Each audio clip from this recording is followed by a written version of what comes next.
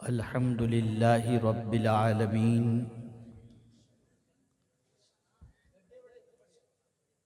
والعاقبة للمتقين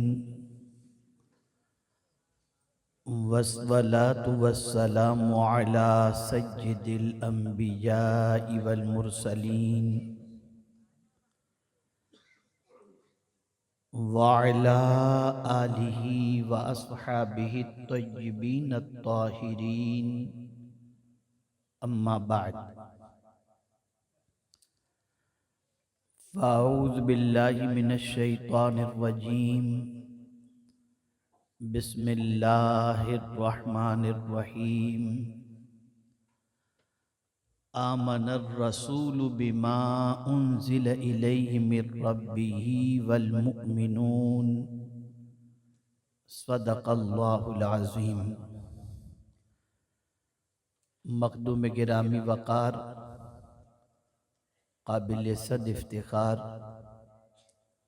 حضرت سید معین الدین بابا مدظ اللہ العالی و دیگر سادات کرام علماء ذوی الاحترام حاضرین بزم السلام علیکم ورحمۃ اللہ وبرکاتہ۔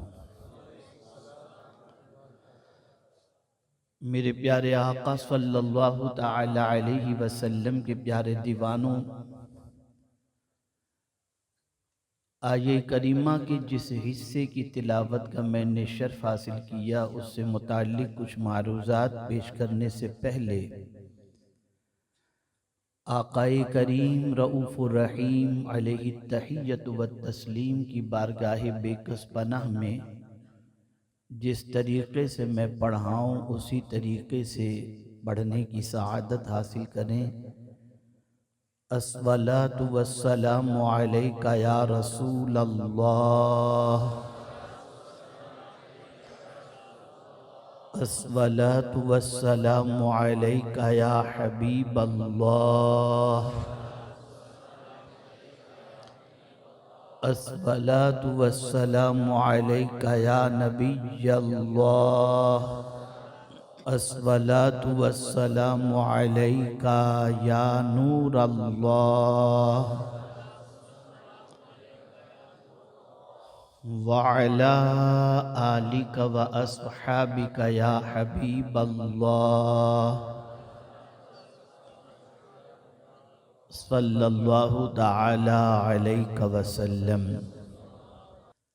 میرے پیارے آقا صلی اللہ تعالی علیہ وسلم کے پیارے دیوانوں، پروردگار جل جلالہ نے جس طریقے سے بہت سارے حقوق ہمارے ذمے رکھے ہیں، ان حقوق کی اگر صحیح معنوں میں ادائیگی نہ ہو تو عند اللہ و عند الرسول مواخذہ بھی ہوگا، اور حقوق کی ادائیگی صحیح طور پر نہ کرنے کی بنیاد پر نقصان اور خسارہ بھی اٹھانا پڑے گا۔ مثال کے طور پر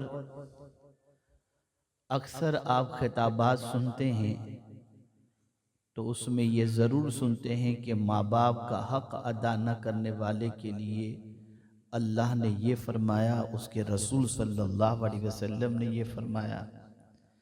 ایسے ہی والدین اگر بچوں کے حقوق ادا نہ کریں اور وہ بچے بگڑ جائیں تو قیامت میں ان کے سلسلے میں بھی مواخذہ ہوگا۔ استاذ کے حقوق ہیں، ماں باپ کے حقوق ہیں، شیخ کے حقوق ہیں، اولاد کے حقوق ہیں، بھائی بہنوں کے حقوق ہیں، یہ سارے حقوق اللہ عز و جل نے متعین فرمائے ہیں، اس کے رسول صلی اللہ علیہ وسلم نے متعین فرمائے ہیں۔ اور حسن اتفاق ہر باپ اپنے بگڑے ہوئے بیٹے کو اپنا حق یاد دلاتا ہے کہ بیٹا تجھے نہیں معلوم میرا حق کیا ہے؟ ذرا سی بدتمیزی کیا تو باپ ڈانٹتا ہوا نظر آئے گا، تجھے بے ادبی کی سزا ملے گی، ماں ڈانٹتی ہوئی نظر آئے گی۔ تو جس طریقے سے حق تلفی کی سزا ہے، موجودہ دور میں بھی مسلمانوں نے قرآن کی جو حق تلفی کی اس کی سزا یہ ہے کہ آج مسلمان زوال پذیر ہے۔ اللہ نے قرآن کے بھی حقوق متعین فرمائے، جب تک کہ اس کے حقوق صحیح طور پر آپ ادا نہ کریں گے، کامیابی اور کامرانی آپ کے قدموں کا بوسہ نہیں لے سکتی۔ موجودہ دور کا انٹلیکچوئل، پڑھا لکھا دانشور یہ کہتا ہوا دکھائی دیتا ہے کہ مسلمانوں کی زبوں حالی اور بربادی کا سبب یہ ہے کہ مسلمان جہالت کی وادیوں میں بھٹک رہا ہے، معاشی تنگدستی کا شکار ہے، بے راہ روی کا شکار ہے، ماں باپ کے حقوق کی ادائیگی صحیح طور پر نہیں کرتا، غربت کی چکی میں پیسا جا رہا ہے، اور اسلامک ویلیوز کی قدر نہیں کرتا، جس کی بنیاد پر آج کا مسلمان زبوں کا شکار ہے۔ لیکن اگر ایک شعر کے اندر ساری تباہی کی وجہ کو میں بتا دوں تو آپ کی سمجھ میں یہ بات اچھی طریقے سے آ جائے گی، اور کہنے والا وقت کا مفکر اپنے شعر کے اندر کہتا ہے، وہ زمانے میں معزز تھے مسلمان ہو کر، آج ہم خوار ہوئے تاریک قرآن ہو کر۔ ہماری زبوں حالی کا سبب، ہماری بربادی کا سبب، ہماری تباہی کا سبب اللہ کی کتاب سے لا تعلقی ہے، اور اللہ کی کتاب کے حقوق کی ادائیگی نہ کرنا ہے۔ جب تک ہمارے گھروں کی زینت اللہ کی کتاب اس اعتبار سے تھی کہ گھر کا نظام قرآن کے سانچے میں ڈھلا ہوا تھا، گھر کی دیواریں قرآن کی تلاوت کی گواہی دیتی تھی، گھر میں صبح اللہ کی کتاب کی تلاوت سے ہوتی، گھر میں رات اللہ کی کتاب کی تلاوت سے ہوتی، گھر کا بچہ قرآن کی تلاوت کرتے ہوئے ماں باپ کو دیکھتا تھا، تب تک ہمارے گھر کا نظام جدا تھا۔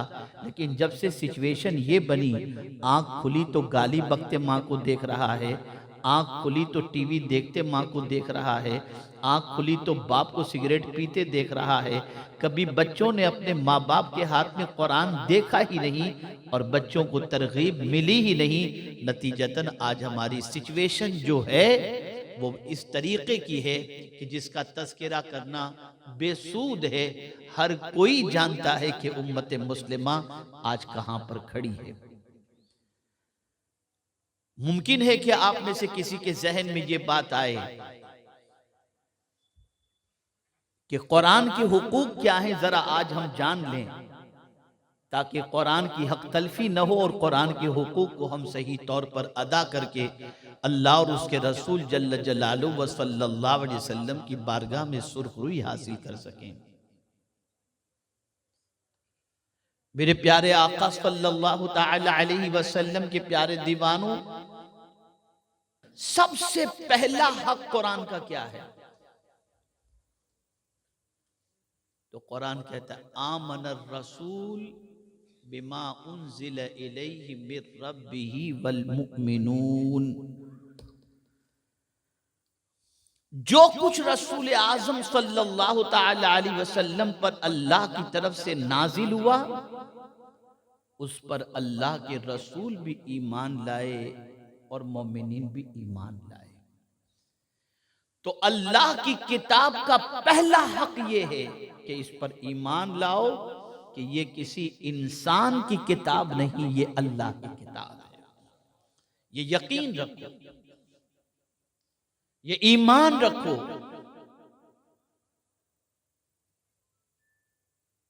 اور قرآن نے خود واضح لفظوں کے اندر فرما دیا تنزیل من رب العالمین نزل به الروح الامین علی قلبک لتکون من المنذرین بلسان عربی مبین۔ اگر آپ قرآن کے بارے میں جاننا چاہتے ہو کہ یہ کتاب آئی کہاں سے، تو قرآن خود اپنا انٹروڈکشن کرا رہا ہے کہ یہ کتاب کسی گھر میں بیٹھ کر کے چند لوگوں نے بیٹھ کر کے نہیں لکھی، بلکہ یہ کتاب تنزیل من رب العالمین، یہ سارے جہاں کے پالنہار کی طرف سے نازل ہونے والی کتاب ہے۔ پھر یہ کیسے نازل ہوئی؟ نزل بہ الروح الامین، اللہ اکبر۔ روح الامین کے ذریعے یہ نازل ہوئی۔ یہ روح الامین سے مراد کون ہے؟ حضرت جبریل امین علیہ الصلوۃ والتسلیم۔ اب آپ دیکھیں، حضرت اسرافیل کو امین نہیں کہا جاتا، حضرت میکائیل کو امین نہیں کہا جاتا، حضرت عزرائیل کو امین نہیں کہا جاتا، لیکن جب بات حضرت جبریل کی آتی ہے تو فوراً دنیا کہتی ہے جبریل امین۔ امین کہنے کی وجہ یہ ہے کہ جس طریقے سے اللہ نے کتاب نازل فرمائی، بالکل اس اللہ کی امانت کو ویسے ہی لے کر مدینے کے تاجدار کی بارگاہ میں حاضر آئے، اور کوئی کمی بیشی انہوں نے نہیں کی، اس امانت کا بھرپور خیال رکھا، تو میرے کریم نے ان کو امین کا لقب عطا فرما دیا۔ نزل بہ الروح الامین۔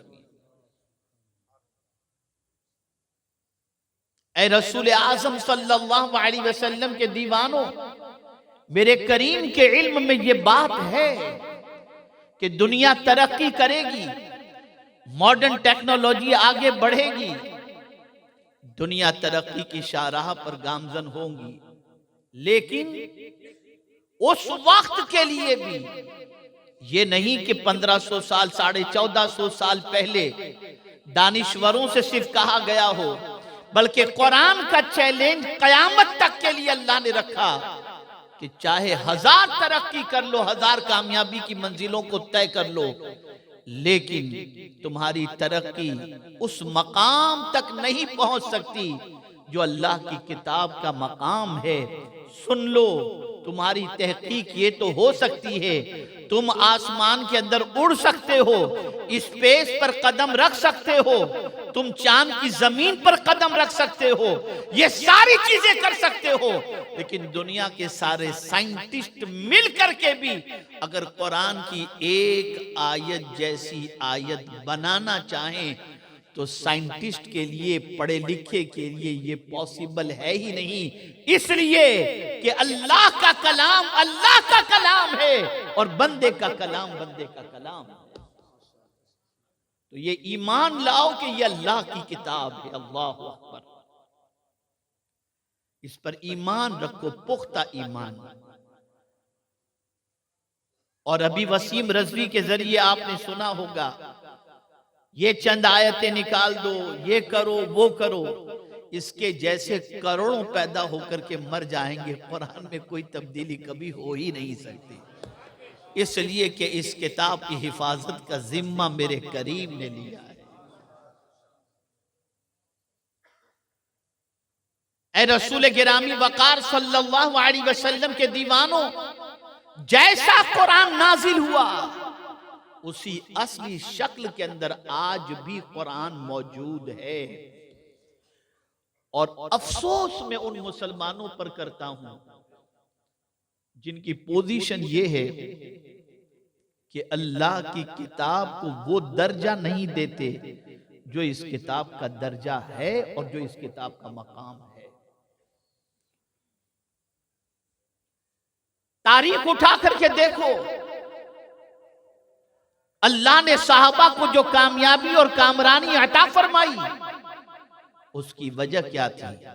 اس کتاب سے ان کا رشتہ مضبوط تھا، اس کتاب سے ان کا تعلق مضبوط تھا، ان کی رات ہوتی قرآن کے سائے میں، ان کی زندگی گزرتی تھی قرآن کے دستور کے مطابق، تو نتیجہ یہ ہوتا کہ وہ جہاں جاتے قرآن مقدس کی برکتیں ان کے ساتھ ہوتی اور اللہ انہیں کامیابی سے ہمکنار فرماتا۔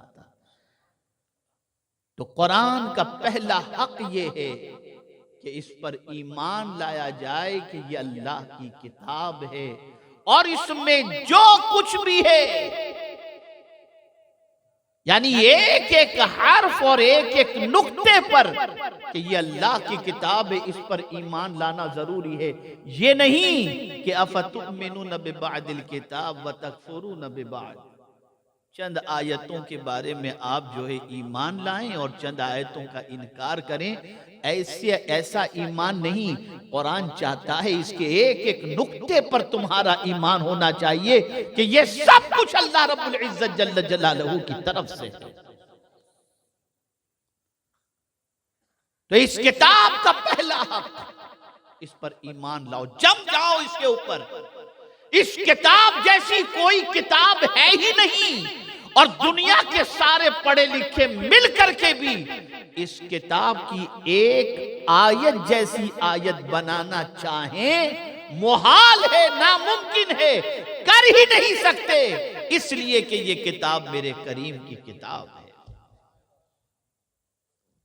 اور پھر اس کتاب پر یہ نہیں کہ جس پر نازل ہوئی یہ کتاب، ان کے حوالے سے قرآن کہتا ہے آمن الرسول بما انزل الیہ من ربہ، جو کچھ اللہ کی طرف سے نازل ہوا اس پر رسول بھی ایمان لائے، یعنی حضور صلی اللہ علیہ وسلم کا بھی ایمان اللہ کی کتاب پر کہ یہ اللہ کی کتاب ہے۔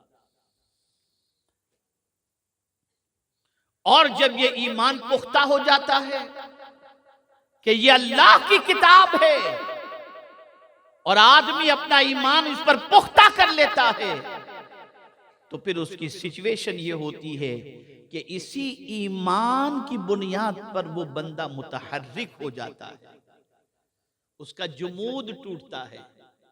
اس لیے کہ میں آپ کو بتاؤں کہ دنیا کا ہر پڑھا لکھا انسان فٹ پاتھ پر بکنے والی ہر کتاب کو پڑھ کر کے وہاں سے نتیجہ اخذ نہیں کرتا یا راہ حاصل نہیں کرتا، بلکہ پڑھا لکھا انسان جب کوئی کتاب پڑھنا چاہتا ہے تو وہ ایسے رائٹر کی کتاب پڑھتا ہے جس رائٹر کی کتاب کو پڑھنے کے بعد فکر بھی بنے، راہ بھی ملے، عروج بھی نصیب ہو، کامیابی بھی نصیب ہو، طریقہ بھی نصیب ہو، اور اس کتاب کو پڑھنے کے بعد اس کی سوچ کے اندر انقلاب پیدا ہو۔ تو جب تک کہ رائٹر سے اس کا تعلق یا اس کے علم سے اس کا تعلق نہیں ہوگا، اس وقت تک اس رائٹر کی کتاب کو وہ پڑھ نہیں سکتا۔ اس لیے جب ہم ایمان مجمل یا ایمان مفصل جو بھی آپ دیکھ لیں، ایمان مجمل کے اندر کیا پڑھتے ہیں؟ آمنت باللہ، اللہ پر میں ایمان لایا۔ تو جب آپ اللہ پر ایمان لائے تو میں ایک سوال آپ سے پوچھنا چاہتا ہوں، دنیا کے دانشور کو آپ نے تسلیم کر لیا، دنیا کے آپ نے جیولوجسٹ کو تسلیم کر لیا، دنیا کے سائنٹسٹ کو آپ نے تسلیم کر لیا، دنیا کے اکنومسٹ کو آپ نے تسلیم کر لیا، دنیا کے پڑھے لکھے کو آپ نے تسلیم کر لیا۔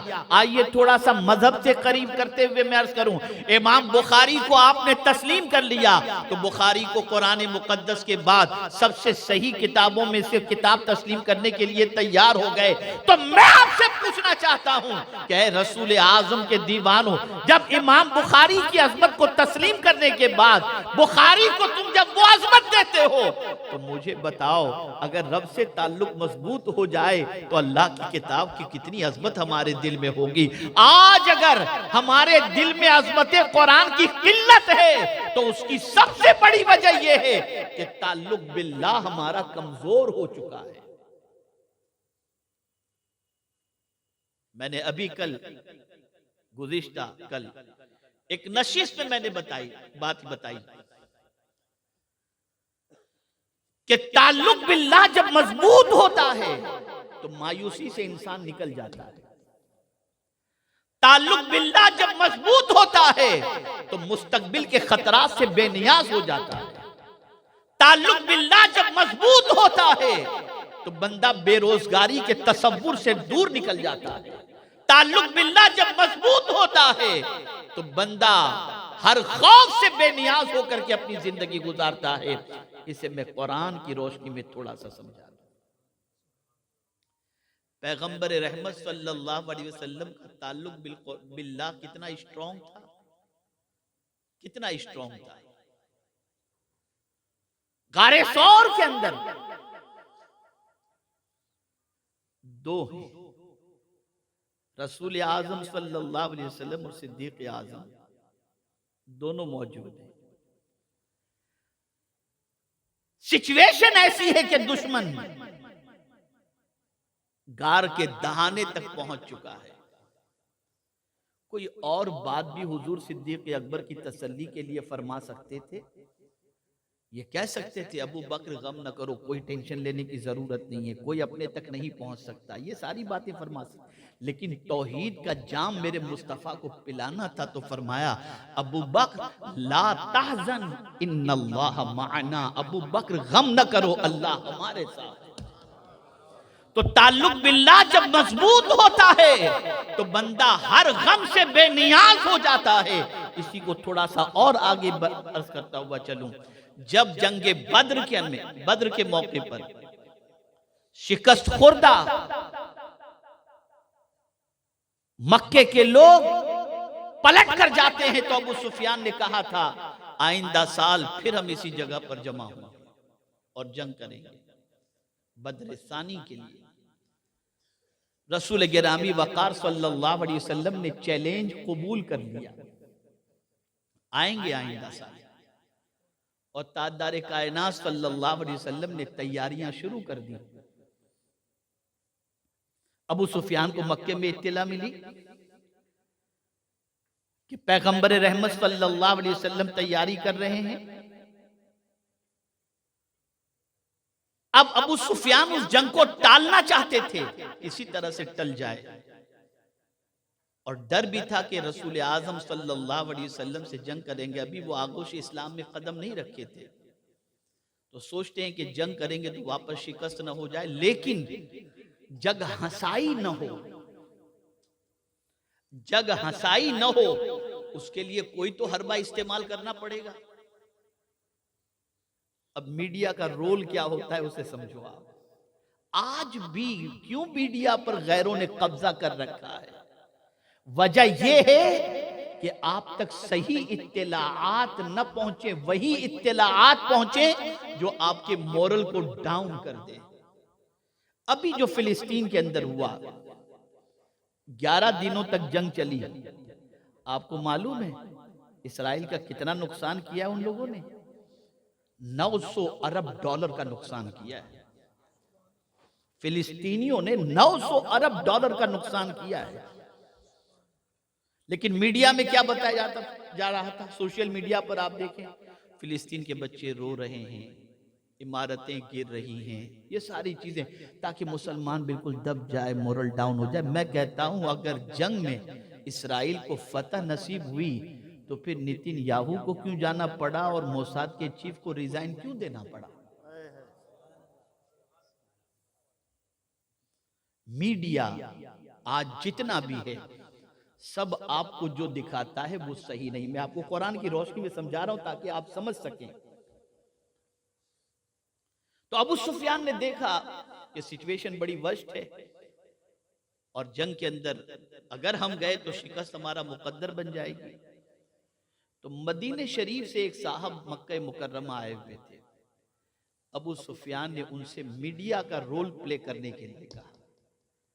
ان سے انہوں نے کہا کہ دیکھو میں تمہیں ایک خطیر رقم دیتا ہوں، اور تم ایک کام کرو، جب تم مدینہ شریف واپس لوٹو نا تو جا کر کے تم مدینے کے ایک ایک صحابی کے گھر کے دروازے پر جا کر کے ایک ایک صحابی سے کانٹیکٹ کرنا، اور ان سے کہنا کہ ابو سفیان نے بہت بڑی فوج تیار کر رکھی ہے، تم لوگ مقابلہ نہیں کر سکتے، اس لیے جانے کا ارادہ ترک کر دو۔ قرآن کہہ رہا ہے، میں آپ کو سمجھا رہا ہوں۔ وہ شخص مدینہ منورہ پہنچے، اور پہنچنے کے بعد ایک ایک صحابی سے ابو سفیان نے بڑی فوج تیار کر رکھی ہے، ابو سفیان نے بڑی فوج تیار کر رکھی ہے۔ قرآن کہتا ہے ان الناس قد جمعوا لکم فاخشوہم، کہ بے شک ان لوگوں نے بڑی فوج تیار کر رکھی ہے، فاخشوہم، ان سے ڈرو۔ توجہ چاہوں گا، یہ پروپیگنڈا ہے۔ بڑی فوج تیار کر رکھی ہے، ان سے ڈرو۔ لیکن جن کا ایمان اللہ اور اس کی کتاب پر اسٹرانگ تھا، انہوں نے سننے کے بعد کیا کہا، اور ان کی کیفیت کیا بنی؟ یہ میں نہیں کہتا، اللہ کی کتاب کہتی ہے کہ ان کے بارے میں اللہ کی کتاب کہتے فزادتہم ایمانا، یہ سننے کے بعد ان کا ایمان اور بڑھ گیا اور وہ فوج پر بھروسہ کر رہے تھے، اور قرآن کہتا ہے وَقَالُوا حَسْبُنَا اللَّهُ وَنِعْمَ الْوَكِيلُ، صحابہ نے کہا اللہ ہمارے لیے کافی ہے اور بہترین کارساز ہے۔ تو تعلق باللہ جب اسٹرانگ ہو تو بندہ ڈرا نہیں کرتا۔ ہم اس رب کی بارگاہ میں سر جھکاتے ہیں جو رب حی و قیوم ہے، اسی لیے جب بھروسہ کرنے کی اللہ پر بات آتی ہے تو قرآن کہتا ہے مرنے والوں پر کیا بھروسہ کرتے ہو، دنیا سے جانے والوں پر کیا بھروسہ کرتے ہو، اور گڑھ کے لوگوں پر کیا بھروسہ کرتے ہو، سرمائے پر کیا بھروسہ کرتے ہو۔ اگر بھروسہ کرنا ہے تو اس ذات پر کرو، وَتَوَكَّلَ عَلَى الْحَيِّ الَّذِي لَا يَمُوتُ، اس رب پر بھروسہ کرو جو ہمیشہ سے زندہ ہے اور ہمیشہ رہے گا اور کبھی اسے موت آنے والی ہی نہیں ہے۔ اس رب پر بھروسہ کرو۔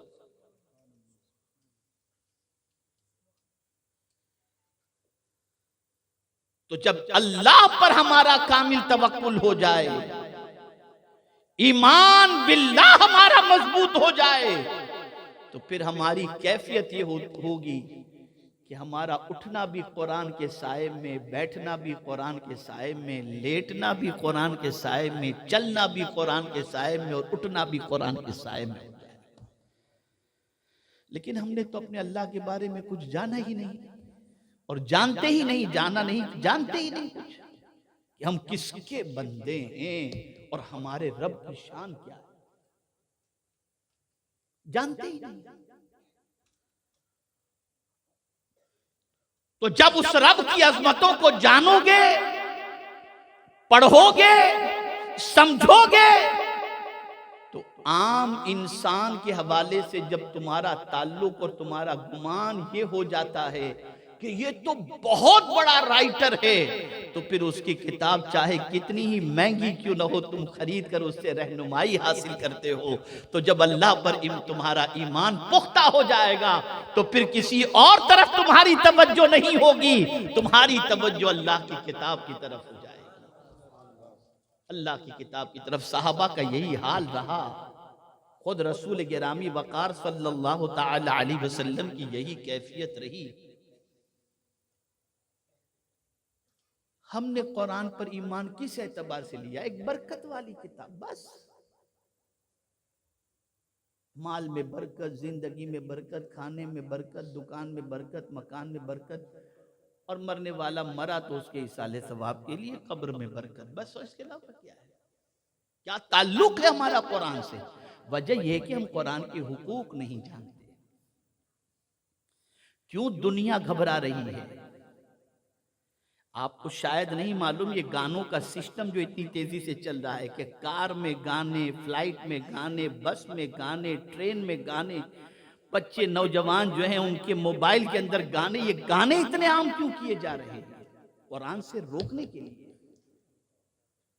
دنیا جانتی ہے کہ اگر قرآن کی آواز اتر گئی ان کے دلوں کے اندر تو یہ فولاد جیسے طاقتور بن جائیں گے، ان کا مقابلہ دنیا کی کوئی طاقت نہیں کر سکتی۔ کل بھی ان کی سوچ یہی تھی، آج بھی ان کی سوچ یہی ہے، کل بھی ان کا حربہ وہی تھا، آج بھی ان کا حربہ یہی ہے۔ کیا آپ نے قرآن میں نہیں پڑھا؟ جب صحابہ قرآن پڑھتے تو لوگ شور و گل کرتے تاکہ قرآن کی آواز ان کے کانوں تک نہ پہنچے، ڈرتے تھے کہ قرآن سنیں گے تو ایمان لے آئیں گے۔ قرآن کہہ رہا ہے وَقَالَ الَّذِينَ كَفَرُوا لَا تَسْمَعُوا لِهَذَا الْقُرْآنِ وَالْغَوْا فِيهِ، کافر کہا کرتے تھے قرآن مت سنو، شور مچاؤ، شور مچاؤ، تاکہ یہ مغلوب ہو جائیں۔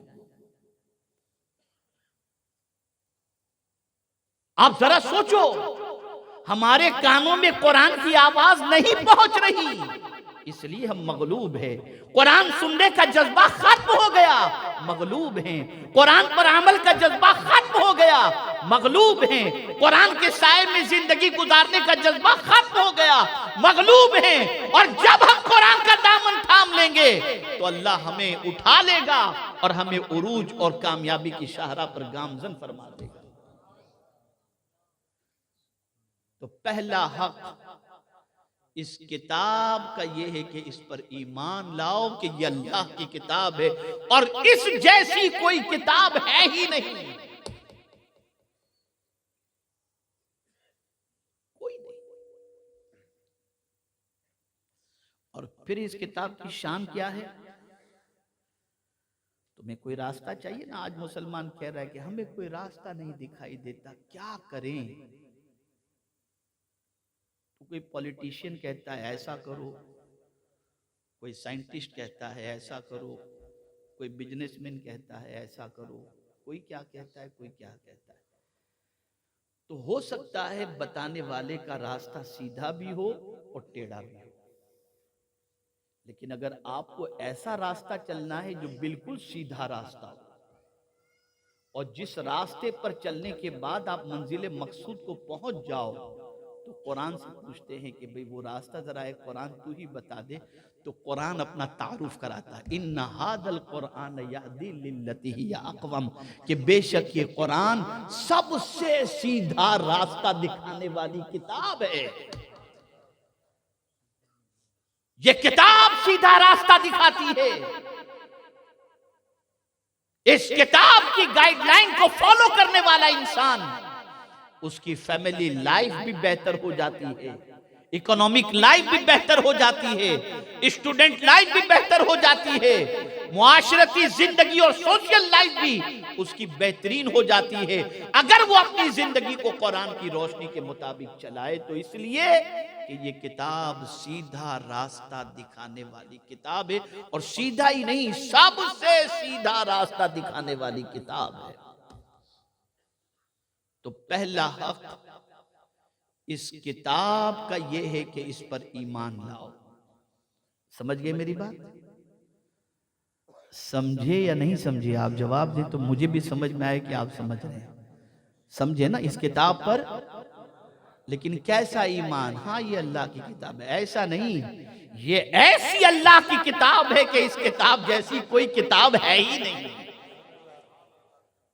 یہ اللہ کی وہ عظیم ترین کتاب ہے، اس کی حفاظت کا ذمہ اللہ نے لیا ہے۔ یہ یقین پختہ رکھو، یہ عقیدہ پختہ رکھو۔ تو پہلا حق ایمان، اور کیسا ایمان؟ یہ اللہ کی کتاب ہے، اس میں کوئی تبدیلی نہیں ہو سکتی، یہ یقین رکھیے۔ 5 کروڑ بھی اگر وسیم رضوی جیسے پیدا ہو جائیں کچھ نہیں کر سکتے، کچھ نہیں کر سکتے، اور چاند پر کمندیں ڈالنے والے ہزاروں سائنٹسٹ پیدا ہو جائیں، لیکن قرآن کی ایک آیت جیسی آیت لا نہیں سکتے، اسے ذہن میں رکھیں۔ اب قرآن کا دوسرا حق اس کی تلاوت کرنا ہے۔ کیا ہے؟ بولیے۔ قرآن کی تلاوت کرنا، یہ دوسرا حق ہے۔ اور کیسی تلاوت کرنا ہے؟ اب یہاں قرأت کا معاملہ، تجوید کا معاملہ آپ کے سامنے آ جائے گا۔ کیسی تلاوت کرنا ہے؟ مجہول، تجوید کے بغیر، بغیر ترتیل کے نہیں، بلکہ اس قرآن کی تلاوت کرنی ہے وَرَتِّلِ الْقُرْآنَ تَرْتِیلًا، یہ قرآن کا فیصلہ ہے۔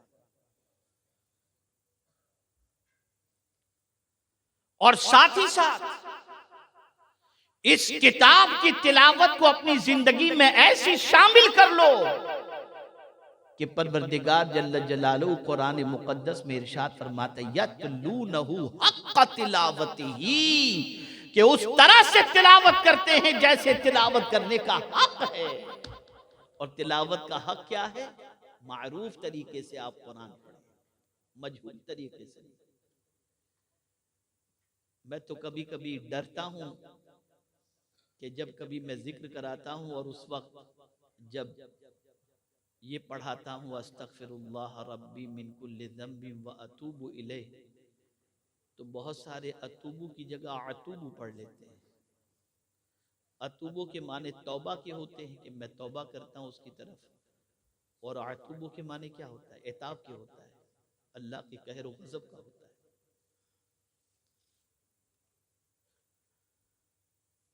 مبارکباد کے مستحق ہیں وہ بچے جنہوں نے قرأت کا کورس کمپلیٹ کیا۔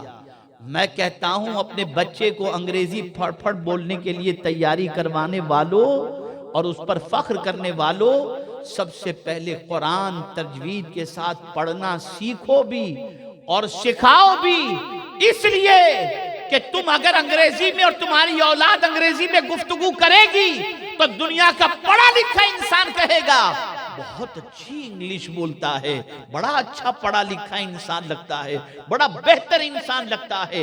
لیکن اگر تمہارا بچہ صحیح معنوں میں قرآن پڑھ رہا ہے تو کوئی تمہارے بچے کو اچھے کی سند دے یا نہ دے، مدینے کے تاجدار سند دے رہے ہیں اور فرماتے ہیں خیرکم من تعلم القرآن وعلمہ، تم میں سب سے بہتر وہ ہے جو قرآن سیکھے اور قرآن سکھائے۔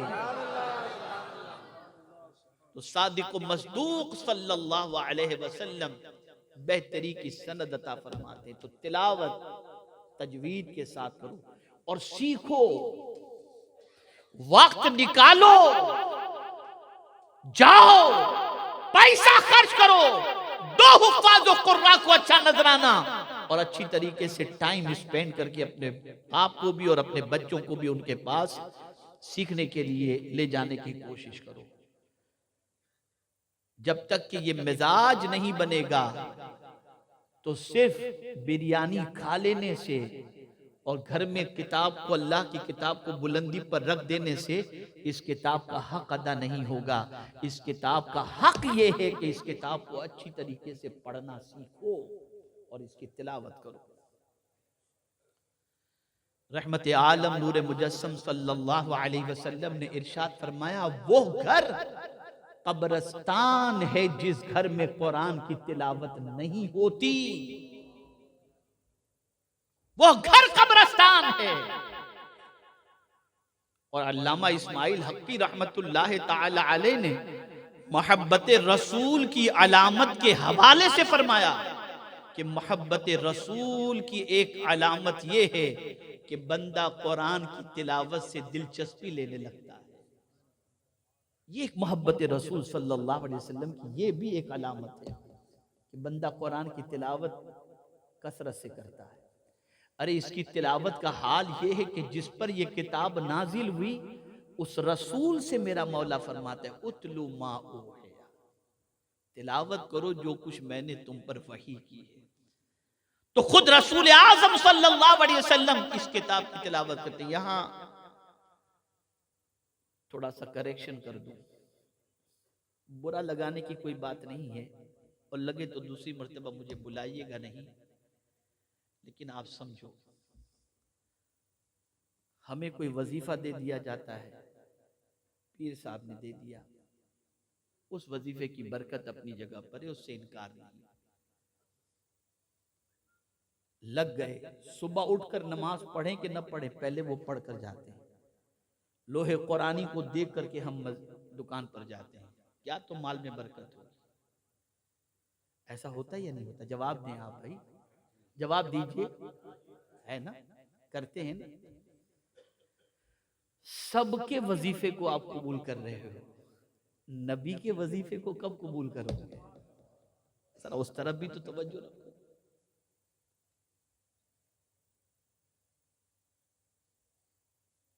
اس وظیفے کو کب اپناؤ گے؟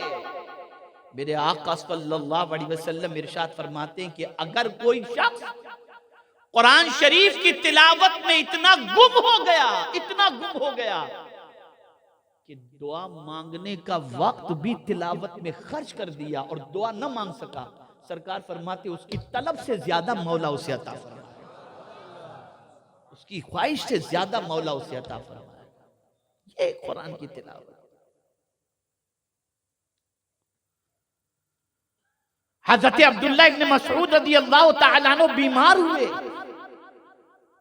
جامع القرآن کامل الحیاء والایمان مجہز جیش العسرت فی ضد الرحمن سیدنا عثمان ابن عفان رضی اللہ تعالیٰ عنہ پہنچے عیادت کے لیے۔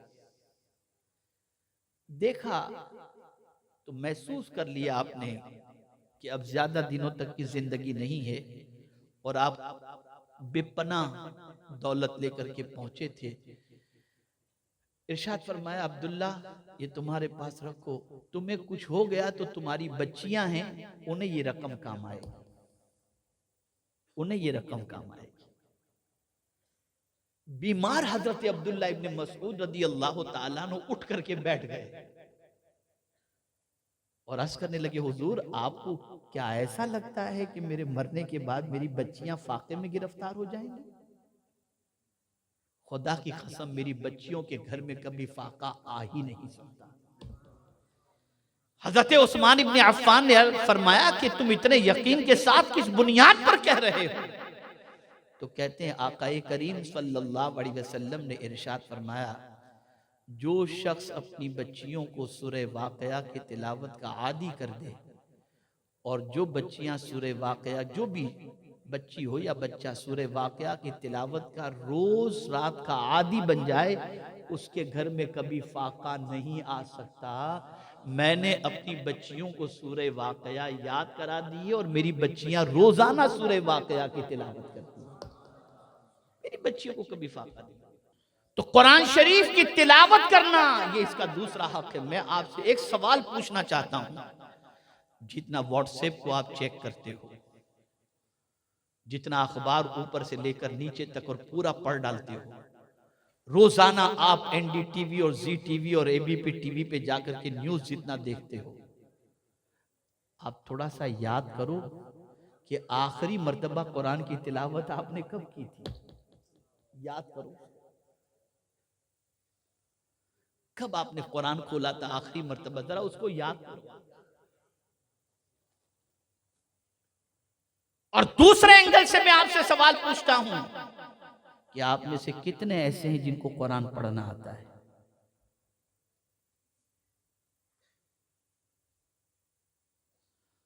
تو مجھے بتاؤ، جس کتاب سے آپ کا تعلق اتنا کمزور ہو کہ اسے پڑھنا بھی آپ کو نہیں آتا، پھر عروج کے خواب دیکھ کر کے کیا فائدہ؟ اس لیے کہ قرآن کے ایک نقطے کا انکار کرنا اسلام سے نکل جانا ہے، ایک حرف کا انکار کرنا اسلام سے خارج ہو جانا ہے. تو آپ اس کتاب پر ایمان سے لپ سروس والی پوزیشن نے زبان سے ایمان لے آئے اور پڑھنا لکھنا کچھ بھی نہیں.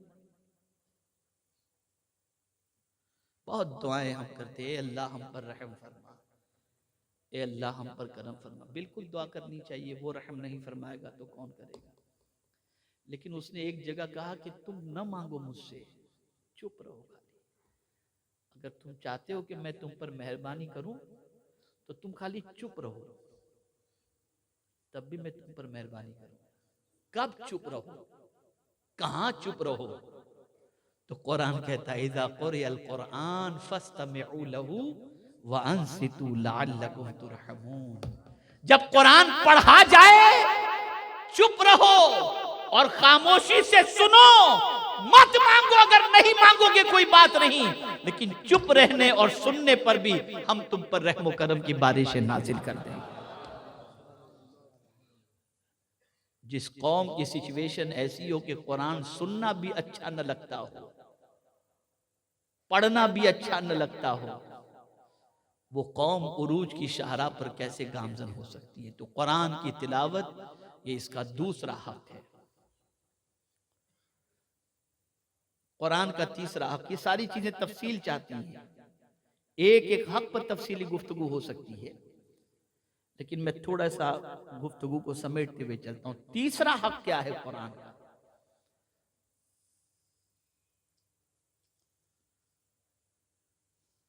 قرآن شریف کا تیسرا حق یہ ہے کہ اس پر عمل کرو. کیا کرو اس پر؟ یہ نہیں کہ 2 آیت پر عمل کرو، باقی آیتوں کے بارے میں کہ معاذ اللہ مولانا آج کے دور میں اس پر عمل تو بہت ڈیفیکلٹ ہے. یہ نہیں.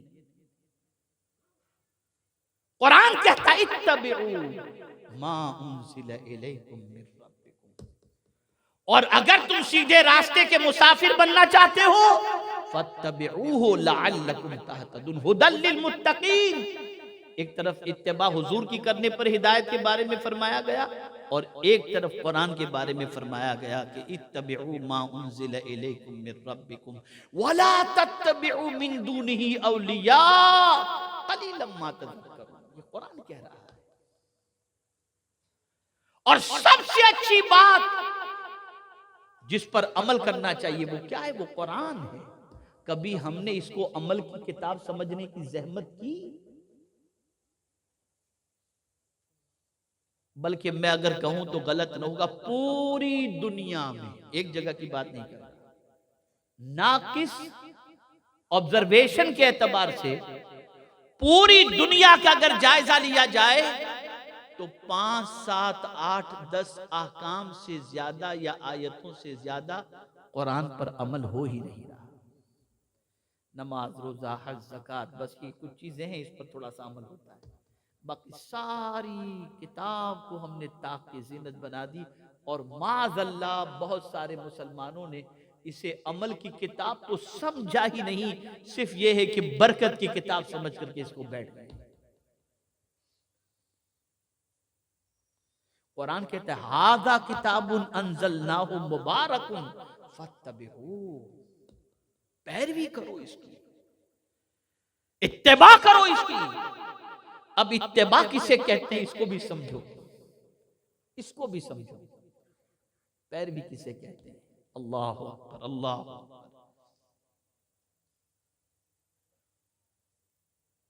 تاجدار کربلا امام علی مقام علی جدہ وعلیہ الصلوۃ والسلام سواری پر سوار ہو کر مدینے کی گلی سے گزر رہے تھے. چند غریب نادار لوگ گلی کے کنارے بیٹھ کر کے کھا رہے تھے. انہوں نے تاجدار کربلا کو دیکھا تو عرض کرنے لگے حضور آپ بھی ہمارے ساتھ تشریف لائیں. کبھی غریب کہتا ہے نا. کہا انہوں نے. امام حسین سواری سے اترے، ان لوگوں کے ساتھ بیٹھ کر کھائے، کھا کر کے پھر سواری پر بیٹھے تو آنکھوں سے آنسو جاری تھے، رو رہے تھے. اور اس کے بعد ان لوگوں سے امام حسین نے فرمایا تم بھی میرے گھر آؤ تاکہ میں بھی تمہاری ضیافت کر سکوں، تمہاری خدمت کر سکوں. اور پھر رونے کی وجہ جب پوچھی گئی تو اب دیکھیے قرآن پر عمل کس کو کہتے ہیں. کہتے ہیں مجھے مان ان کے بلانے پر قرآن کی ایک آیت یاد آ گئی کہ اللہ تعالیٰ تکبر کرنے والے سے محبت نہیں فرماتا. تو میں نے ان غریب کی دعوت پر اتر کر اللہ کی اس کتاب کو سامنے رکھتے ہوئے ان کے ساتھ بیٹھ گیا تاکہ تکبر کرنے والوں میں میرا شمار نہ ہو پائے. صرف آیت ذہن میں آتے ہی اس پر اس طریقے سے عمل ہو رہا ہے. تو سچویشن یہ ہوئی کہ 22,000 کے لشکر کے سامنے بھی پیشانی پر شکن نہیں آ رہی تھی اور بے خوف و خطر مقابلے کے لیے تیار تھے. یہ قرآن پر عمل کی طاقت تھی. اور جن کی طاقت کا عالم یہ ہو کہ گانے سن کر روتے ہوں، غزلیں سن کر روتے ہوں، لڑکیوں کے پیچھے بھاگتے ہوں، آوارہ گردی کرتے ہوں، برائیوں کے دلدل میں ڈوبے ہوئے ہوں، کہاں سے طاقت آئے گی ان کے پاس؟ وہ تو مچھر سے بھی ڈریں گے، چوہے سے بھی ڈریں گے. کہاں سے آئے گی طاقت؟ طاقت اگر کوئی کتاب دے سکتی ہے تو وہ اللہ کی کتاب طاقت دے سکتی ہے. یہی وجہ ہے کہ مولا علی کرم اللہ تعالی وجہہ الکریم فرماتے ہیں میں گھوڑے کی ایک زین پر ایک قدم اور دوسرے پر دوسرا قدم رکھتے تک پورا قرآن ختم کر لیتا. سچویشن ہے. یہ کتاب طاقت دینے کے لیے آئی، یہ کتاب قوت عطا کرنے کے لیے آئی. اس کتاب سے اپنے تعلق کو مضبوط کرو اور اس کتاب کو عمل کی کتاب بناؤ. جو کچھ بھی اس کے اندر اللہ کا حکم موجود ہے اسے سنو اور سن کر اس پر عمل کے لیے تیار ہو جاؤ. یہ نفس پر تو گراں گزرے گا، یہ سمجھ لیجئے گا.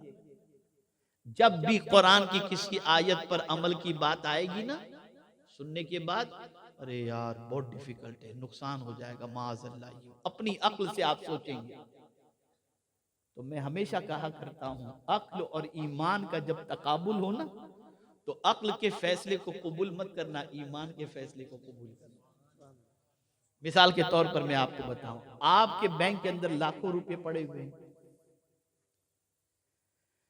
جیب کے اندر 10,000 روپے ہیں، ایک ضرورت مند غریب جس کا بینک بیلنس بھی نہیں ہے، علاج و معالجے کے لیے پریشان ہے، اس نے آپ سے راہ چلتے ہوئے کہا مجھے 8,000 کی ضرورت ہے، جینین کیس تھا، اور آپ کی جیب میں 10,000 ہے، تو عقل کہے گی 8,000 مت دینا، کم ہو جائیں گے۔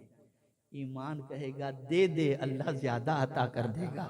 تو اس وقت عقل کی بات نہ ماننا، ایمان کی بات مان کر کے دے دینا، مولا اپنے حبیب کے صدقہ تو فعل 10 گنا زیادہ کر کے عطا فرمائے۔ تو قرآن پر عمل کی جب بات آئے تو نفس پر عمل کرنا گراں تو گزرتا ہے، لیکن نفس کی مت سننا، ایمان پر عمل کرتے ہوئے اس کتاب کی پیروی کرنا، انشاءاللہ العظیم اس کتاب پر عمل کا صلہ اللہ دنیا میں بھی عطا فرمائے گا اور آخرت میں بھی عطا فرمائے گا۔ قرآن کے اور بھی بہت سارے حقوق ہیں۔ میرے پیارے آقا صلی اللہ تعالی علیہ وسلم کے پیارے دیوانوں، نہ وقت میں اتنی گنجائش ہے اور نہ مزید میں اس پر کچھ تبصرہ کرنا چاہوں گا، اس لیے کہ بہت حقوق ہیں قرآن کے، اور یوں اگر دیکھا جائے تو سمٹ کر کے اگر دیکھیں تو قرآن مقدس کے 5 تا 7 حقوق ہیں، اس پر آدمی کو عمل کرنا چاہیے۔ 3 تو آپ نے سماعت فرما لیے، ایمان، تلاوت، اس پر عمل، اس پر غور و فکر اور اس کی تبلیغ۔ قرآن کی تبلیغ کرو۔ بہت مبارکباد کے مستحق مولانا سید امین القادری صاحب اور ہمارے قاری تاج محمد صاحب اور سنی حسینی فاؤنڈیشن کے جملہ اراکین اور سنی دعوت اسلام بہت مبارکباد کے مستحق ہیں۔ قرآن کی تبلیغ کا حضور کو حکم دیا گیا، یہ سنو، قرآن کی تبلیغ کا، یا ایھا الرسول بلغ ما انزل الیک من ربک، قرآن کی تبلیغ کرو۔ ہم کہاں چلے گئے؟ ہم کس چیز کی تبلیغ کر رہے ہیں؟ تو اس قرآن سے اپنے رشتے کو مضبوط کرو، اس قرآن کو اوڑھنا بچھونا بناؤ، اٹھو تو قرآن پڑھتے ہوئے، سو تو قرآن پڑھتے ہوئے۔ ہو ہی نہیں سکتا کہ قرآن کی تلاوت کے عادی بندے کو میرا مولا دونوں جہاں کی برکتوں سے محروم رکھے۔ میرے پیارے آقا صلی اللہ علیہ وسلم کے پیارے دیوانوں، قرآن سمجھو بھی، سمجھنا بھی ہے، پڑھنا بھی ہے، اسی لیے قرآن کہتا ہے فَلَا يَتَدَبَّرُونَ الْقُرْآنَ۔ یہ علماء کا جب میں غفیر ہوتا ہے تو مجھے یہ آیات بھی یاد آ جاتی ہیں، یہ قرآن کے پر غور کرنے کا قرآن فَلَا يَتَدَبَّرُونَ الْقُرْآنَ۔ پھر کوئی بہت مشکل ہے تو قرآن کہتا ہے وَلَقَدْ يَسَّرْنَا الْقُرْآنَ لِلذِّكْرِ، ہم نے تو اس کو آسان نازل کیا ہے، کون کہتا ہے یہ ڈیفیکلٹ ہے؟ بہت آسان ہے، لیکن افسوس، صد ہزار افسوس، ہم نے قرآن سے اپنے تعلق کو کم کر دیا، کمزور کر دیا۔ آج کی نشست کے اندر، اس اجتماع کے اندر میرا پیغام تمامی حضرات کو یہ ہے، کچھ جانتے ہو یا نہ جانتے ہو، لیکن قرآن پڑھنا ضرور سیکھو، قرآن پر عمل کرنا ضرور سیکھو، اس لیے کہ اس سے دنیا بھی آپ کی سنور جائے گی اور انشاءاللہ آخرت بھی سنور جائے گی۔ اللہ تعالیٰ آقا کریم رؤوف الرحیم علیہ التحیۃ والتسلیم کے صدقہ و طفیل ہمیں سب کے حقوق کو ادا کرنے کی توفیق عطا فرمائے، اور خاص طور پر قرآن مقدس کے حقوق کو ادا کرنے کی توفیق نصیب فرمائے۔ سنی دعوت اسلامی سے جڑیں، اسلامیات یعنی جو ہمارے مکتب قائم ہوتے ہیں اسلامیات کے نام سے، آپ اسلامیات کے مختلف علاقوں کے اندر مکاتب قائم کریں، بچے پڑھنے کے لیے آئیں، نوجوان پڑھنے کے لیے آئیں، بوڑھے پڑھنے کے لیے آئیں، سب کو قرآن سکھا دو، اس سے بڑی خدمت اور دوسری کیا ہو سکتی ہے؟ سیکھنے والا بھی خوش نصیب، سکھانے والا بھی خوش نصیب۔ اللہ مجھ سے آپ سے سب سے وہ کام دے جس سے اللہ اور اس کے رسول راضی ہو جائیں۔ اعلیٰ حضرت نے قرآن سے کیا سیکھا؟ کوئی داغ دہلوی کے پاس جا کے شعر و شاعری سیکھتا ہے، کوئی غالب کے پاس جا کے سیکھتا ہے، لیکن میرے اعلیٰ حضرت کہتے ہیں قرآن سے میں نے نعت گوئی سیکھی۔ تو کیا نہیں ہے قرآن شریف کے اندر؟ اللہ ہم سب پر کرم کی نظر فرمائے. وما علینا الا البلاغ المبین. السلام علیکم ورحمۃ اللہ تعالی وبرکاتہ.